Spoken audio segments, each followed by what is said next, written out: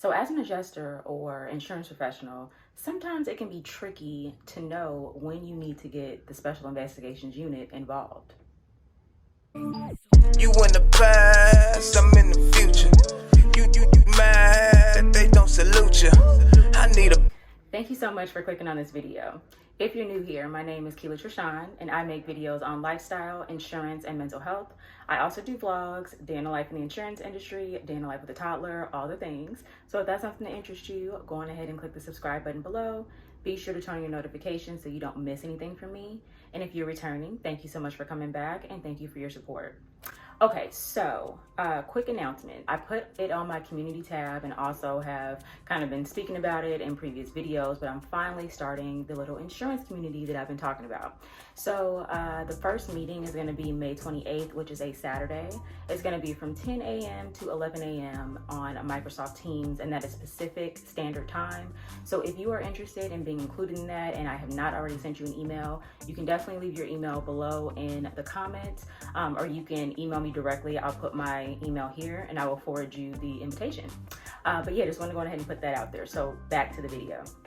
So today I wanted to talk about SIU, also known as the Special Investigations Unit. So I know I've mentioned in several videos that this is where I hope to end up one day because it's just very intriguing. Essentially what they do is they try to combat fraud. As you all know, there's a lot of fraud in the insurance industry, a lot of times because it's just like a crime of opportunity.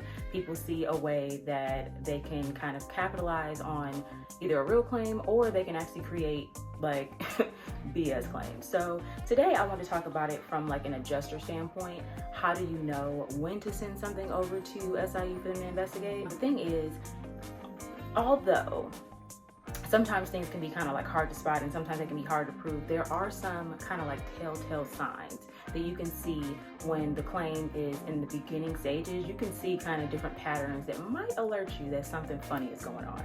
As a new adjuster, it can be kind of hard to spot, but I've been doing this for a while, so a lot of these things kind of stick out to me like a sore thumb. So if you're interested, if you're curious, or just, you know, kind of want some knowledge, definitely go on ahead and stay tuned. All right, you guys, so first I just want to start by saying that these tips are not foolproof, okay? So just because you see these things, you don't want to automatically think that it's fraud. These are just kind of some indicators. If you see them often enough and if you use your discernment, it might be an indicator that there is fraud. So that brings me to my first kind of thing to look out for. So when you're doing your loss history, like when you're looking at the file and setting everything up, you want to look at their previous claims. You want to see if there are any similarities or if they're like kind of reporting the same damage over and over again. The reason why this is important is because sometimes people will stage things. I see this sometimes with like thefts. Like people will have multiple theft claims over like a 4 or 5 year period, like at the same house, and it'll be kind of the same type of thing stolen, like jewelry, you know, expensive coats, things like that.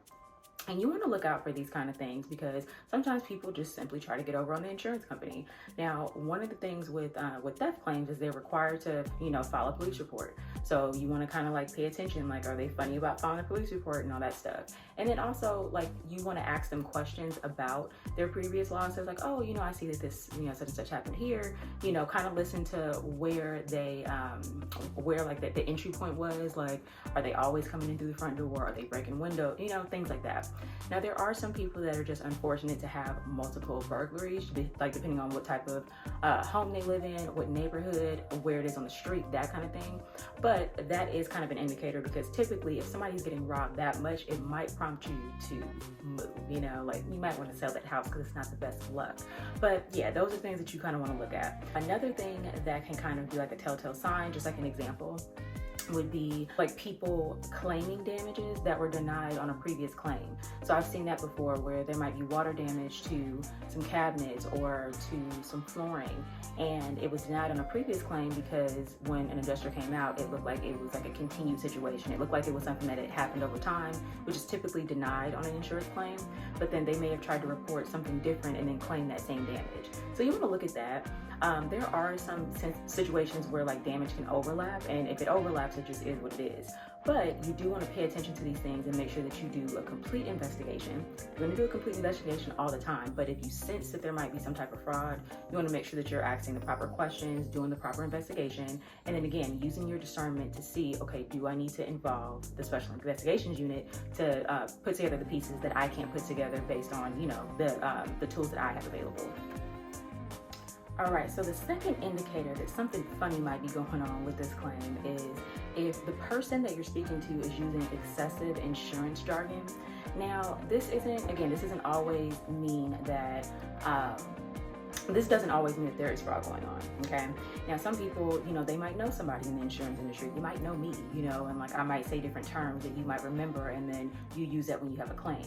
But you want to listen to people that are, saying things that like you really wouldn't know unless you were in insurance, like kind of walking you through like the type of investigation, providing you with documents before you even ask for them. And I mean specific type of documents. Like there are certain documents like, receipts and reports and stuff like that we may ask for, but people doing like the actual investigation on their own and like providing it to you like, oh no, here, see, I got it and I did it because of, whatever insurance jargon term. You want to pay attention to those type of things because sometimes these people are actual criminals and they've done this before, so they've done it enough to where they understand the terminology, they understand what needs to be said and what needs to be done in order to get coverage, whatever. This, again, it's not always fraud, but it's something that you want to pay attention to because the average person does not understand, one, they don't even understand their policy, and two, they don't understand the different terms that we use within the industry. So that's something that you just kind of want to your antennas should go up. You just want to keep an eye on if you notice that somebody's doing that during the conversation.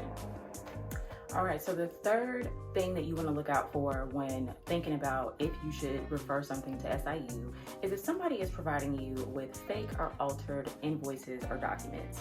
Now, sometimes these aren't always like easy to spot out, especially like if you don't know this company, it might come off as authentic. But things that I like to look for when I am reviewing documents is I like to look at the date, I like to look at the work done, and I like to look at like the address, or if it's a vehicle, you want to look at the actual vehicle that was damaged, and also the VIN number. You'd be surprised, like sometimes people will smudge the date, or they'll submit like documentation from something that happened before the claim. They will just essentially try to alter it, like maybe on like a program or something, and then submit it to you as if it is real. And then sometimes people will use like fake letterhead. The one way that you can kind of combat that before you send it over to the Special Investigations Unit is you can actually call the company or business. That is one thing that I will ask people for when they send me over any type of documents. If it doesn't have that company's name or the company's phone number, then I'll ask them for that information. And I mean, it's a quick Google search for you to find different companies and things like that. It's not always something that you're able to do with like, let's say your neighborhood handyman or your neighborhood mechanic, those kind of things. Might not work in those situations, and those things aren't really that easy to prove, and probably not worth sending to SIU. But if somebody's saying that they got work done at a major company, or a major company came and did some work for them and they're submitting this receipt that looks a little funny style, you can always call the business and ask them to kind of verify what's going on. In some cases they will give you the information up front. In some cases they'll need the customer's permission to speak with you. But if you find that like the information is just inconsistent, that's something where you might want to go on ahead and use that as a red flag and then send over a referral to your Special Investigations Unit department so they can investigate it further. Okay, so the fourth thing that you kind of want to look at when you're debating on whether or not this would be a good candidate for a Special Investigations Unit referral is the damage inconsistent with what they're saying? So a good example of that is with vehicle claims. So sometimes you might have somebody that says, oh, my car got hit on the street when it was parked and I wasn't in the car. That's usually, we call that parked and unattended. So, you were in a grocery store or something and your car was parked in a certain area and it got hit, you came out, saw it got hit, nobody left a note, whatever. Although that may sound innocent, there have been cases where like maybe a car was parked up against a curb, and we know in most places when your car is parked up against the curb, then the driver's side is going to be exposed, but then the passenger side is going to be up against the sidewalk. So if there's damage to the passenger side and you're saying that it got hit by another vehicle while it was parked, it's going to be kind of tricky, because unless a car jumped the sidewalk and hit the car, the only way that it would get hit on the side would be on the driver's side. You see what I'm saying? Things like that. Or This happens a lot with bodily injury, and bodily injury can be a little tricky because it's hard to tell somebody that they are, not in pain. A lot of times it will require like a medical professional, but that's a whole other situation. But let's say you have passengers saying like that they were severely injured, but the damage to the car is very minimal. It's like, okay, well, how could you be severely injured when there's barely a scratch to the car? Like, something ain't adding up. The math ain't mathing, So there's things like that you want to look at. Like, does what they're saying happen make sense for the damages that you see? This happens in homeowner claims and really any type of claim, but you just want to kind of be aware of those type of things. And if it's too funny or too off the wall, that would be a good claim that you could refer to SIU. Okay, so the last indicator that something funny might be going on, and you might need to send this over to SIU, is if you have a customer that is trying to rush a quick settlement. Now, anybody that files a claim, and if you don't know, now you know, if you file a claim, the insurance company has to investigate what you're saying, and that takes time. It shouldn't take forever, but typically the insurance company has 30 days to investigate the claim fully to make a coverage decision. Now, working in insurance, we definitely try to make sure that we are investigating like within a few days of you calling. We're trying to make sure that we get everything taken care of literally within a few days so it doesn't linger, because usually if you're filing a claim, that means that your car is out of commission, your home is out of commission, or whatever. So we want to make sure that we get you the money that you need to get back to normal if in fact your claim is valid. And if your claim is not valid, or if it's something that is excluded on the policy, we want to make sure that we get that information to you too, so you can start making your own arrangements to take care of what you need to take care of. Now, somebody that is rushing you and trying to kind of like impede on that investigation, not wanting you to really investigate or asking you why you need to do certain things, that's definitely a red flag.